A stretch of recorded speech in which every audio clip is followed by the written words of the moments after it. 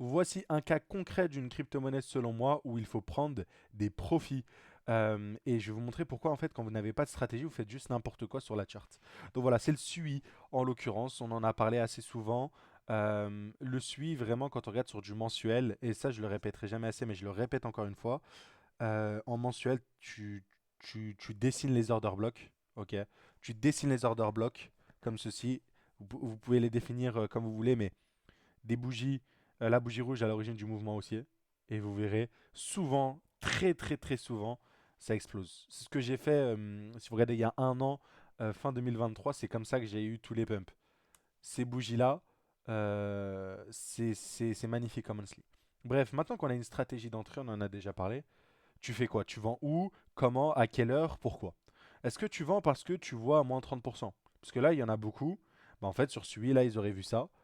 Ils auraient dit, bon, bah, moins 32%, je vends mes SUI, ça risque de plus corriger. Et là, hop, tu loupes tout. Alors que si tu as une stratégie, une analyse, tu sais très bien qu'il s'agit d'une prise de liquidité. Ok? Mais vendre du SUI dans cette zone-là, c'est intéressant. C'est intéressant pourquoi? Pas parce qu'il a fait moins 32%, comme ce que les débutants pourraient dire. Elle est intéressante tout simplement parce qu'on est de retour, si vous voulez, dans ce bloc-là. Mais surtout, et ça dépend des stratégies, pour ceux qui ont une stratégie, c'est un palier de Fibonacci important.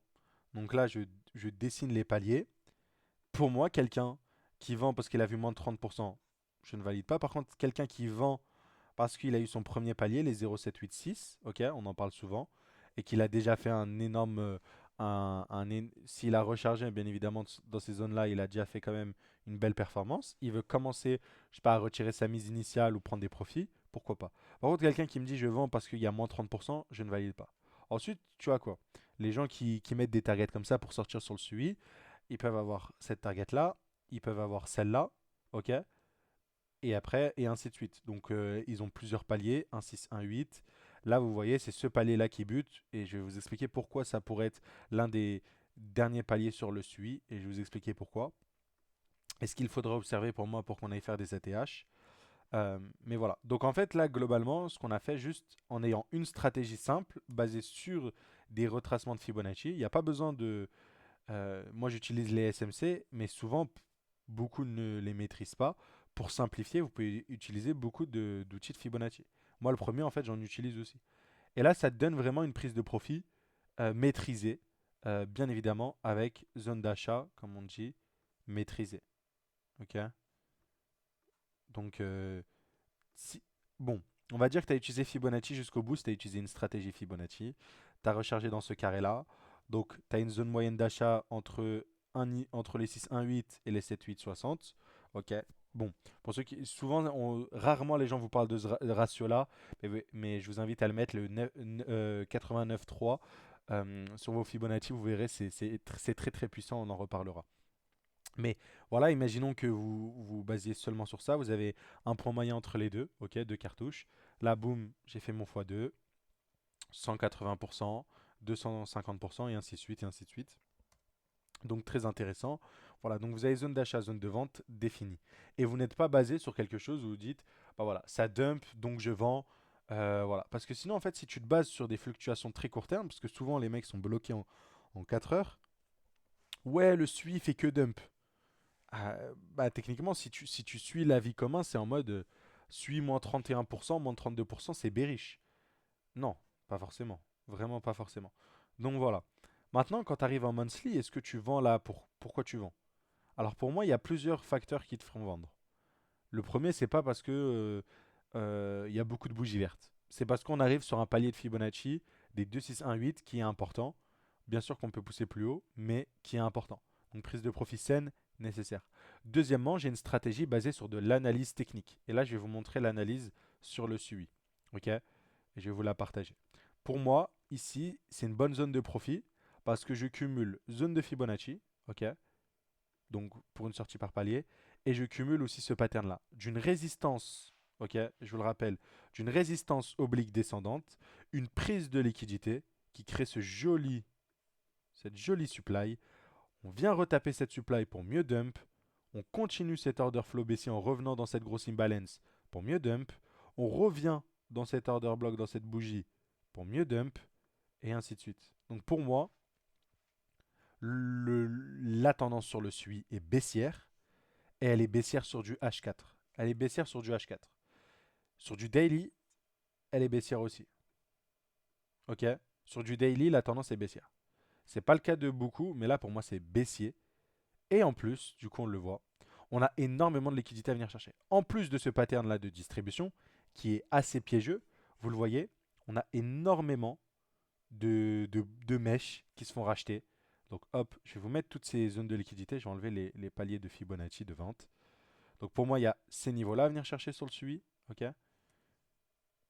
Hop, je dirais même que ce niveau-là, globalement, il y a aussi ce niveau-là. En fait, dès que vous voyez plein de lots qui s'accumulent comme ça, au fur et à mesure, c'est pas très très bon signe. Et là, vous allez voir que mon écran il va devenir tout bleu, avec tous ces points bas là, qui s'enchaînent, qui s'enchaînent, qui s'enchaînent, qui selon moi vont devoir venir être cherchés. Donc soit on a la distribution du top, ici, et on va venir récupérer tous ces lots là, et le top a été mis sur suivi. Et dans ce cas-là, on peut même retourner sur du monthly et se dire que on est sur ce qu'on appelle une overextension. 1, 2, 3, 4, 5, 6 bougies. Bien sûr, je ne pense pas que on puisse s'arrêter là. Je pense qu'on peut aller plus haut, mais je vais vous expliquer, je vais vous donner la condition pour que cela se produise. En l'état, pour moi, on est baissier tant qu'on ne casse pas ce high-là qui a permis d'avoir de la contrepartie pour la smart money. Ce high-là de manipulation sur le SUI, pour moi, s'il n'est pas cassé, on ne peut pas envisager des plus hauts. Et même s'il est cassé, on peut rester dans ce range-là, le range que vous voyez juste ici, ce canal parallèle, hop, ce range-là qu'on est en train de construire. Si bien même on casse ce high-là, si jamais on rebute ici, on continue en fait, de faire une résistance et qu'on finit par avoir un espèce de truc comme ça, qui vient récupérer tous ces highs-là, là aussi pour le coup, ça serait très baissier. Mais là, vous le voyez, on a identifié, ok, grâce à la stratégie des Smart Money Concept, une distribution sur le SUI, sur un niveau de Fibonacci intéressant, qui m'indique une prise de profit intelligente sur le SUI. C'est exactement ce que j'ai fait. Le SUI, j'en achète depuis les 50 centimes, depuis les 1 $. Je farm des airdrops avec. Il y a plein de choses à faire sur l'écosystème SUI. Donc voilà. Et en plus, techniquement, grâce à mes habilités d'analyse technique, j'identifie une belle zone où je me dis, bon, là, on arrive sur un bon niveau de Fibonacci. C'est intéressant de se délester de son bag. C'est intéressant de vendre. Pour moi, au final, sur le SUI, j'ai limite fait x10. En vrai, j'ai une moyenne d'achat autour de 80 centimes. Donc on est en dessous du x10. Ok, on doit être sur. J'ai mal au x7, ou un peu moins de x7. En vrai, un peu moins de x7. On doit être à x6 et quelques. Ok.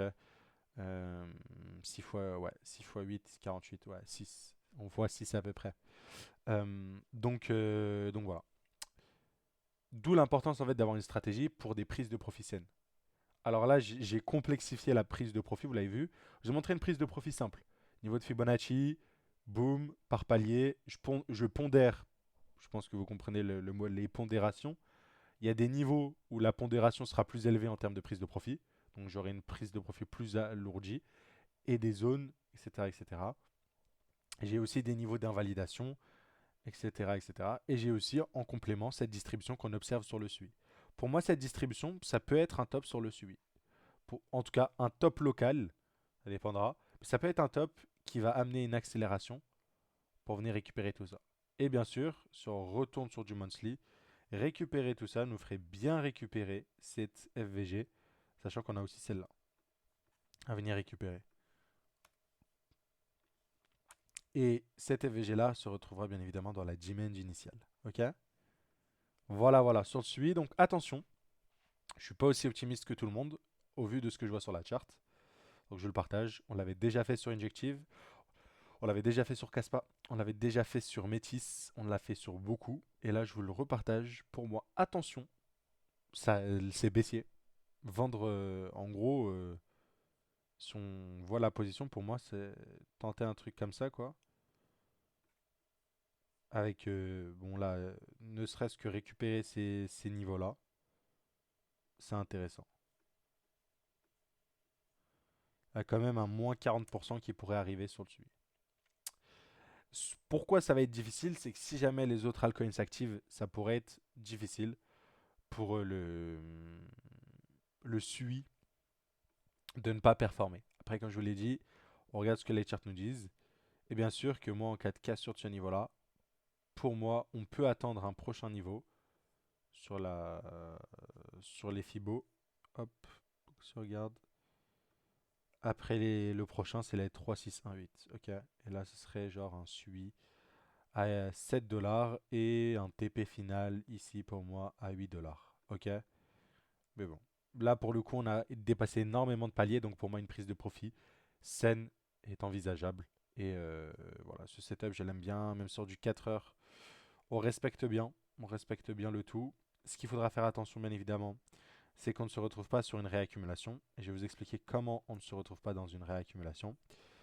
Alors, ça, c'est pour de l'analyse plus court terme. Ok. Pour ceux qui maîtrisent leur risque. Pour moi, on a un support qui a été liquidé. Juste ici. En réalité, hop, il a été liquidé. On est en train de réagir. Pour moi, si on a une cassure de ces niveaux-là, c'est déjà un signe positif sur le SUI. Ok. Donc si on tient cette FVG-là, qu'on envoie faire des plus hauts, c'est un signe positif pour venir attaquer ce high-là, potentiellement protégé. C'est un signe positif. Ok. Donc voilà, à suivre. Ça, c'est sur du 4 heures. Mais comme je vous l'ai dit, c'est de la low time frame. Sur du daily, on se casse pas la tête. Ici, c'est l'invalidation de cette distribution. Puisqu'en fait, cette distribution, techniquement, je vous le rappelle, si on suit la stratégie, la tiers, donc le point minimum à récupérer, il est ici. En fait, il a été récupéré de la distribution. Donc, ça se trouve, la smart money a fini de distribuer, a transformé ça en réaccumulation pour ensuite repartir, aller chercher les autres paliers. Mais pour moi, une prise de profit nécessaire a été faite dans cette zone-là, au vu du contexte et de la configuration. Ok. Et là, il ne doit pas vous rester énormément de suivi pour la suite. Voilà, c'est tout ce que j'ai à vous dire. Et que bien sûr que tous ces niveaux-là, celui-là, celui-là, celui-là, celui-là, etc., etc., vont être récupérés à la prochaine correction. Voilà, voilà. Allez, très bonne journée et à très très vite. Ciao, ciao.